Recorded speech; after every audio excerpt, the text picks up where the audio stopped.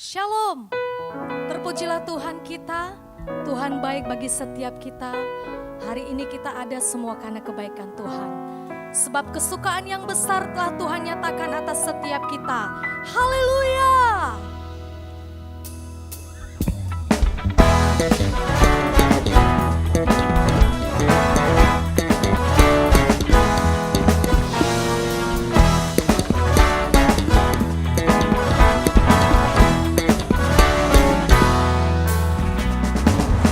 Kesukaan yang ceria hanya ada padamu.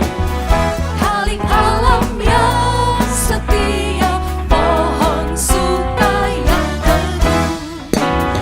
Kesukaan yang ceria hanya ada padamu.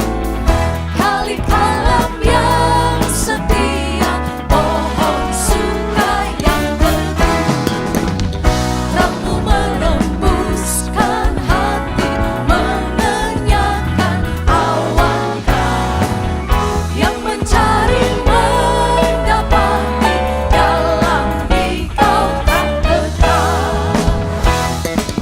Haleluya! Bersama kita katakan, kesukaan yang ceria hanya ada padamu. Kalik alam yang setia, pohon suka yang teguh. Terangmu menembuskan hati, mengenyangkan awankan. Yang mencari mendapati, dalam Dikau tak kekal. Yang mencari mendapati, dalam Dikau tak kekal. Yang mencari mendapati, dalam Dikau tak kekal. Tepuk tangan bersama-sama. Haleluya.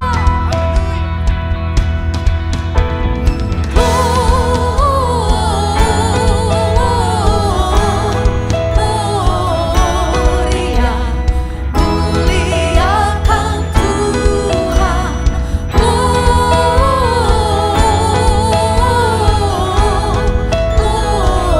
Gloria, muliakan Tuhan.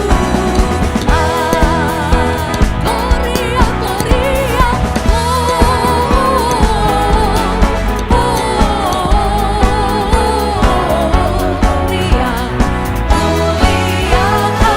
Tuhan.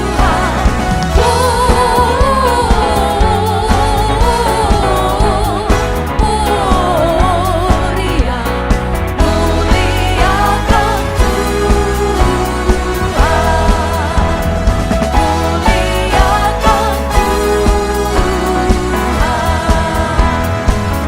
muliakan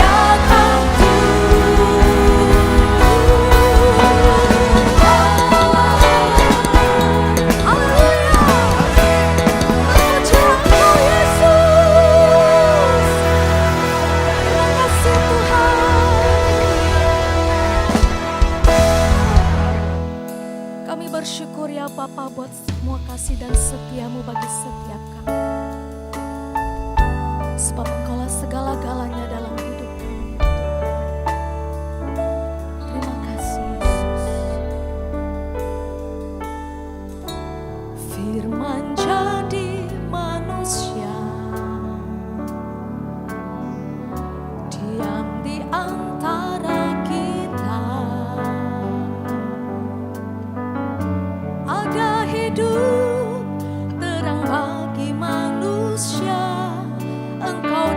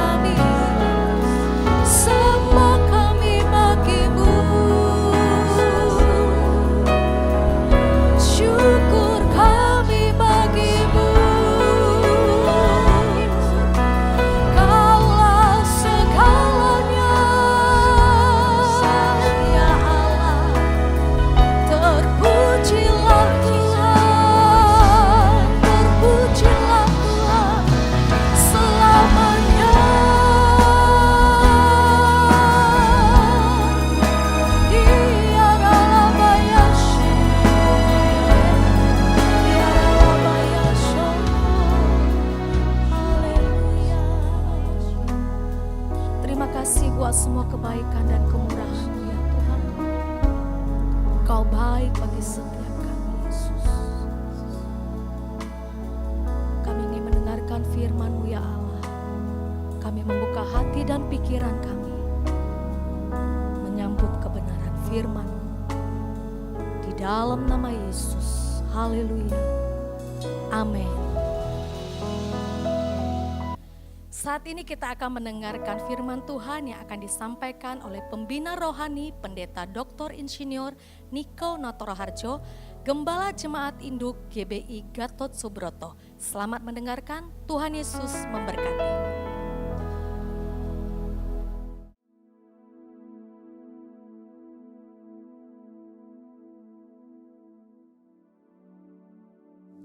Shalom semuanya. Dengan tidak terasa kita sudah memasuki bulan Desember 2025. Di mana tema Natal tahun 2025 yang Tuhan berikan adalah bahwasanya untuk selama-lamanya kasih setianya. Sebab Tuhan baik, bahwasanya untuk selamanya kasih setianya. Sebab Tuhan baik, bahwasanya untuk selamanya kasih setianya. Bahwasanya untuk selamanya, bahwasanya untuk selamanya, bahwasanya untuk selamanya kasih setianya. 1 Tawaris 16 ayat 34 berkata, bersyukurlah kepada Tuhan, sebab Ia baik, bahwasanya untuk selama-lamanya kasih setianya. Daud memindahkan tabut Allah dari rumah Obed-Edom ke Yerusalem. Tabut Allah diletakkan di tengah-tengah kemah yang dibuatnya. Ini adalah pondok Daud. Daud menempatkan para pelayan di hadapan tabut Tuhan untuk memasyurkan nama Tuhan dan menyanyikan syukur dan puji-pujian baginya. Bersama dengan para pelayan itu, Daud menyanyikan, bersyukurlah kepada Tuhan, sebab Ia baik, bahwasanya untuk selama-lamanya kasih setianya. Hampir tiap pagi dalam doa, saya selalu memperkatakan, Tuhan Yesus, Engkau baik. Engkau sungguh baik dan sangat baik, bahwasanya untuk selama-lamanya kasih setiamu. Ternyata yang saya perkatakan itu adalah nyanyian Daud dalam 1 Tawaris 16 ayat 34. Bersyukurlah kepada Tuhan, sebab Ia baik, bahwasanya untuk selama-lamanya kasih setianya. Bersyukurlah pada Tuhan, sebab Dia baik, bahwasanya untuk selamanya kasih setianya. Bersyukurlah pada Tuhan, sebab Dia baik, bahwasanya untuk selamanya, bahwasanya untuk selamanya, bahwasanya untuk selamanya kasih setianya.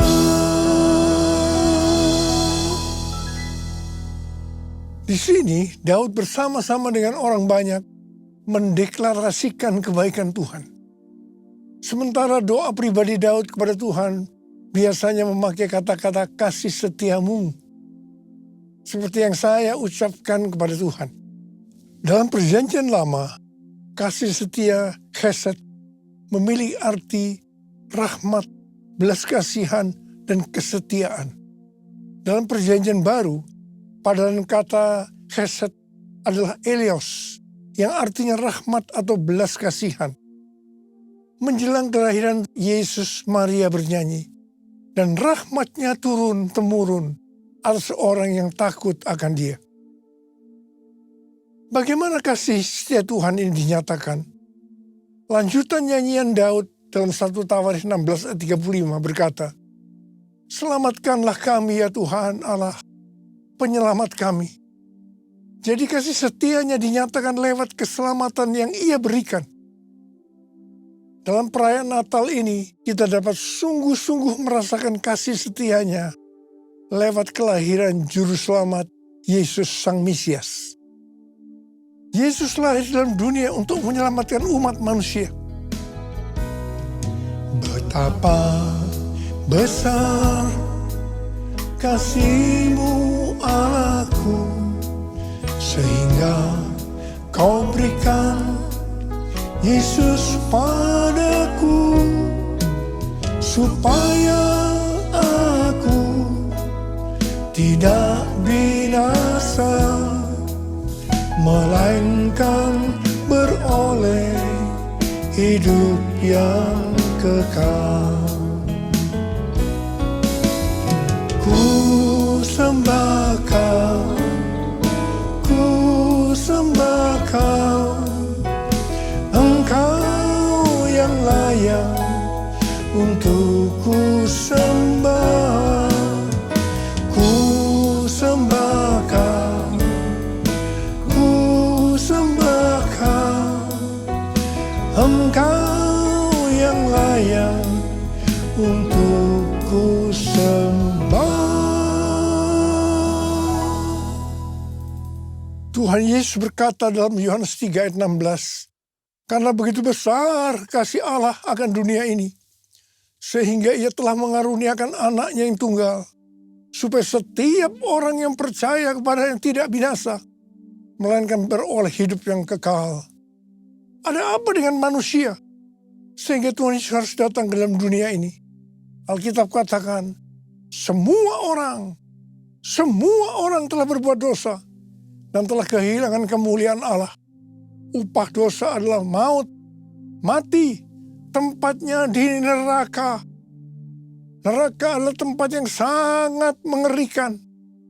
Neraka adalah tempat yang paling gelap dan terdapat ratap dan kertak gigi.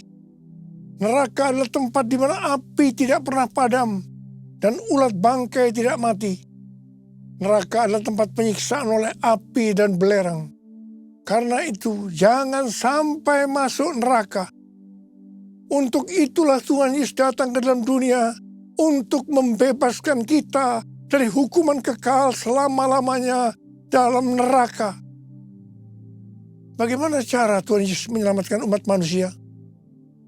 2 Korintus 5 ayat 21 berkata, "Dia yang tidak mengenal dosa telah dibuatnya menjadi dosa karena kita, supaya dalam Dia kita dibenarkan oleh Allah." Ini dapat diterangkan sebagai berikut. Tuhan Yesus yang tidak mengenal dosa telah dibuatnya menjadi dosa karena kita. Artinya, Tuhan Yesus harus mati karena dosa-dosa kita. Sebenarnya kita yang harus mati, karena kitalah yang berdosa. Upah dosa adalah maut, mati. Tapi Tuhan Yesus tidak berdosa, telah dijadikan dosa. Artinya Tuhan Yesus yang mati menggantikan kita. Kalau kita melihat cara mati dari Tuhan Yesus, saya katakan bahwa itu sangat-sangat tidak manusiawi. Pada saat orang-orang Yahudi berteriak, "Salibkan dia! Salibkan dia!" Maka Tuhan Yesus harus disalibkan. Proses awal dari penyalipan, jubah Tuhan Yesus dibuka. Tuhan Yesus diikat pada sebuah tonggak. Di sebelah kanan dan kirinya ada 2 algojo yang memegang cambuk. Ujung cambuk itu dari potongan tulang dan besi. Setiap kali cambuk itu dihunjamkan pada tubuh Tuhan Yesus, akan menimbulkan luka yang dalam. Darah bercucuran. Sakitnya luar biasa. Tuhan Yesus berteriak-teriak kesakitan. Tuhan Yesus memandikan darah. Apakah proses itu sudah selesai? Belum. Kepala Tuhan Yesus diberi mahkota duri. Duri ditancapkan di kepalanya dengan cara dipukul. Sakitnya luar biasa. Darah bercucuran. Apakah sekarang sudah selesai? Belum. Tangan dan kaki Tuhan Yesus dipakukan di kayu salib. Sakitnya luar biasa. Darah kembali bercucuran. Tuhan Yesus digantung di atas kayu salib. Di sini Tuhan Yesus menderita secara lahir maupun batin. Secara lahir dia merasakan sesak luar biasa. Karena cairan yang menekan jantungnya. Secara batin dia mendengar dan melihat semua orang menghujat dia.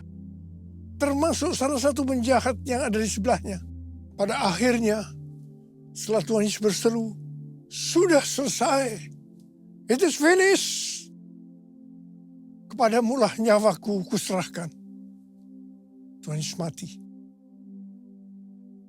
Pertanyaannya, mengapa Tuhan Yesus harus mati dengan cara seperti itu? Dengan penderitaan yang luar biasa. Darah bercucuran secara luar biasa. Mengapa tidak dengan cara yang mati yang mudah? Dipenggal kepalanya, selesai. Mengapa harus dengan darah bercucuran?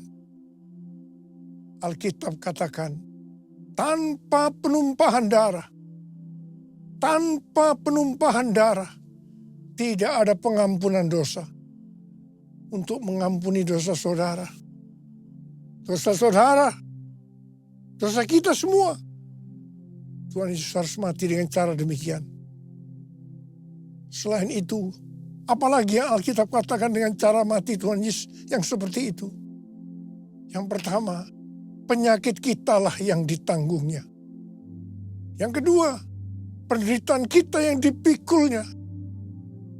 Dan oleh bilur-bilurnya kita disembuhkan. Betapa Tuhan Yesus mengasihi kita semua. Tak terukur kasih-Mu Yesus. Kau telah mati gantikan diriku. Kau curahkan darah-Mu untuk tebus dosaku. Layaklah Kau Tuhan dipuji dan disembah dengan segenap hatiku. Layaklah Kau Tuhan dipuji dan disembah dengan segenap jiwa ragaku. Dengan segenap jiwa ragaku. Dengan segenap jiwa ragaku. Kita mengenal ada 3 tahap proses keselamatan. Tahap pertama adalah pembenaran, justification. Kita dibenarkan bukan karena perbuatan baik kita, tetapi karena kasih karunia Tuhan yang kita responi dengan iman. Pada tahap ini, setelah kita bertobat dan menerima Tuhan Yesus sebagai juru selamat, kita akan mengalami kelahiran baru. Kelahiran baru adalah proses awal perjalanan rohani kita bersama Tuhan Yesus. Tahap yang kedua dari proses keselamatan adalah pengudusan, sanctification. Dalam proses ini, kita dikuduskan secara terus-menerus melalui Roh Kudus dan firman Allah. Dalam proses ini kita bisa saja jatuh atau mengalami kegagalan. Yang penting kita jangan berhenti, tapi harus bangkit dan terus maju. Pertobatan adalah kunci untuk kita bisa maju. Goal dari proses pengudusan ini adalah menjadikan kita serupa dengan gambarnya. Roma 8 ayat 29 berkata, sebab semua orang yang dipilihnya dari semula, mereka juga ditentukannya dari semula untuk menjadi serupa dengan gambar anaknya, supaya ia, anaknya itu, menjadi yang sulung di antara banyak saudara. Ini berarti goal kita sebagai orang Kristen adalah menjadi serupa dengan gambarnya. Untuk menjadi serupa dengan gambarnya, Maka sesuai dengan 1 Yohanes 2 ayat 6 yang berkata, barang siapa mengatakan bahwa ia ada di dalam dia, ia wajib hidup sama seperti Kristus telah hidup. Karena kita hidup sama seperti Kristus telah hidup, maka kita akan menjadi serupa dengan gambarnya. Menjadi serupa dengan gambarnya artinya menjadi murid Tuhan Yesus. Tahap ketiga dari proses keselamatan adalah pemuliaan, glorification. Kita yang menjadi serupa dengan gambarnya, yaitu murid. Pada saat Tuhan Yesus datang di awan-awan untuk menjemput gerejanya, kita akan menerima tubuh yang baru, yang dikenal dengan tubuh kemuliaan. Dan setelah itu kita akan diangkat bersama-sama untuk bertemu dengan Yesus Kristus di awan-awan. Setelah itu kita akan masuk surga dan akan bersama-sama dengan Tuhan Yesus selama-lamanya. Haleluya. Pesan Tuhan Yesus kepada kita, tetaplah kerjakan keselamatanmu dengan takut dan gentar. Kita akan melihat kasih setia Tuhan Yesus yang ditujukan kepada jemaat di Philadelphia. Wahyu 3 ayat 8 berkata, aku tahu segala pekerjaanmu. Lihatlah, aku telah membuka pintu bagimu yang tidak dapat ditutup oleh seorang pun. Aku tahu bahwa kekuatanmu tidak seberapa, namun engkau menuruti firman-Ku dan engkau tidak menyangkal namaku. Tuhan Yesus memberikan janji kepada jemaat di Philadelphia. Aku telah membuka pintu bagimu yang tidak dapat ditutup oleh siapapun. Artinya, kalau Tuhan Yesus membuka jalan, tidak ada kuasa manusia, masalah atau keadaan apapun yang dapat menutupnya. Tuhan berdaulat atas setiap pintu dalam kehidupan kita. Pintu pelayanan, pintu kesempatan, pintu berkat, bahkan pintu kemenangan. Janji ini juga untuk kita yang menuruti firman-Nya dan yang tidak menyangkal namanya, sekalipun kekuatan kita tidak seberapa menurut ukuran dunia. Firman Tuhan yang harus kita perhatikan, yang terdapat dalam Markus 12 ayat 30-31. Kasihilah Tuhan Allahmu dengan segenap hatimu, dan dengan segenap jiwamu, dan dengan segenap akal budimu, dan dengan segenap kekuatanmu. Perintah yang kedua ialah, kasihilah sesamamu manusia seperti dirimu sendiri. Tidak ada perintah lain yang lebih utama daripada kedua perintah ini. Yang kedua, firman Tuhan yang harus kita perhatikan terdapat dalam Roma 8 ayat 29 yang mengingatkan bahwa goal kita sebagai orang percaya itu adalah menjadi serupa dengan gambar Yesus, yang artinya menjadi murid Tuhan Yesus. Yang ketiga, firman Tuhan yang harus kita perhatikan terdapat dalam Matius 28 ayat 18 sampai dengan 20 yang berkata, Yesus mendekati mereka dan berkata, kepadaku telah diberikan segala kuasa di sorga dan di bumi. Karena itu pergilah, jadikanlah semua bangsa muridku, dan baptislah mereka dalam nama Bapa dan Anak dan Roh Kudus, dan ajarlah mereka melakukan segala sesuatu yang telah kuperintahkan kepadamu. Ketahuilah, aku menyertai kamu senantiasa sampai akhir zaman. Kita sebagai murid Tuhan Yesus diberi tugas utama untuk memuridkan orang lain tanpa melihat profesi kita. Artinya, kita harus menyelesaikan amanat agung. Banyak aliran kekristenan yang mendapatkan bahwa goal untuk menyelesaikan amanat agung adalah tahun 2033. Yang keempat, firman Tuhan yang harus kita perhatikan adalah yang terdapat dalam Wahyu 2 ayat 10 yang berkata, hendaklah engkau setia sampai mati. Dan aku akan mengaruniakan kepadamu mahkota kehidupan. Kesetiaan kepada Tuhan tidak diukur dari lamanya kita menjadi orang percaya, melainkan dari keteguhan hati untuk tetap taat pada waktu kita dalam menghadapi masalah. Tuhan tidak mencari orang yang hebat, tetapi yang setia sampai akhir. Setia berarti tetap berdoa meskipun belum dijawab, tetap melayani walaupun lelah, dan tetap percaya meskipun jalan belum terbuka. Yesus memberi teladan dengan taat sampai mati di kayu salib. Kesetiaan yang membawa kepada kemenangan. Karena itu jangan goyah. Tuhan yang mengasihi kita adalah setia. Dan Ia telah menyediakan mahkota kehidupan bagi yang bertahan sampai akhir. Mari kita buktikan kesetiaan itu melalui doa, pelayanan, dan kasih setiap hari. Mari angkat tangan kita bersama-sama dan katakan bersama saya, sembah dan puji Dia, sembah dan puji Dia, sembah dan puji Dia, Sang Raja.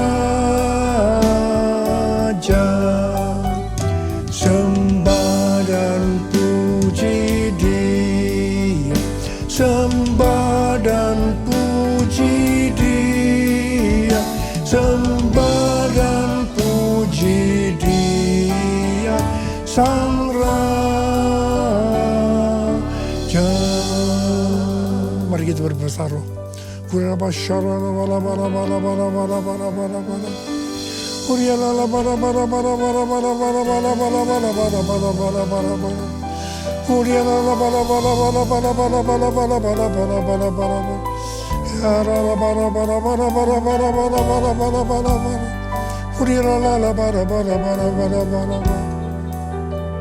Kamu berdoa buat anak-anakmu semua Tuhan. Kami akan segera memasuki tahun yang baru, tahun 2026. Berkati mereka berlimpah-limpah-limpah. Tuhan terima kasih, Tuhan terima kasih, terima kasih, terima kasih, terima kasih. Dalam nama Yesus, amin. Mari angkat kedua tangan saudara, terima berkat Tuhan. Kasih karunia Allah yang berlimpah-limpah dalam anak yang tunggal Yesus Kristus. Persekutuan yang manis dan Roh Kudus menyertai kita semua mulai hari ini sampai Tuhan Yesus datang menjemput kita di awan-awan dan bahkan sampai selama-lamanya. Amin. Saya mengucapkan selamat Hari Natal tahun 2025. Tuhan Yesus memberkati berlimpah-limpah-limpah. Amin.